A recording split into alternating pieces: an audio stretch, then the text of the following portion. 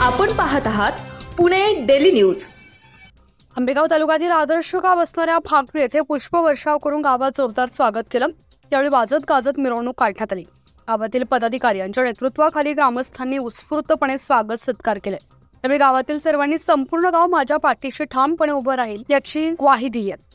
त्यावेळी भीमाशंकर कारखाना अध्यक्ष बाळासाहेब बेंडे, जिल्हा परिषदेचे सदस्य विवेक वळसे पाटील, शिवसेना गटनेते जिल्हा परिषद पुणे देविदास दरेकर, उपाध्यक्ष जिल्हा परिषद अरुण गिरे, सुनील बानखेले, तालुकाध्यक्ष राष्ट्रवादी काँग्रेस विष्णुकाका हिंगे, पंचायत समिती सदस्य रवींद्र करंजखेले, उद्योजक संतोष डोके, कार्याध्यक्ष राष्ट्रवादी काँग्रेस आंबेगाव निलेश थोरात, युवासेना जिल्हा प्रमुख प्रवीण थोरात, युवासेना राष्ट्रीय कार्यकारिणी सदस्य सचिन बांगर, युवा नेते अजित शेठ चव्हाण, शिरूर लोकसभा अध्यक्ष राष्ट्रवादी काँग्रेस सचिन भाऊ बोर, ज्येष्ठ नेते भाजप भाऊसाहेब भापकर, सरपंच गोपाळराव गवारी, माजी सरपंच वैभव थिटे, उपसरपंच लताताई उंडे, उद्योजक किसन शेठ उंडे, तबाजी शेठ उंडे, महायुतीचे सर्व पदाधिकारी कार्यकर्ते आदी उपस्थित होते।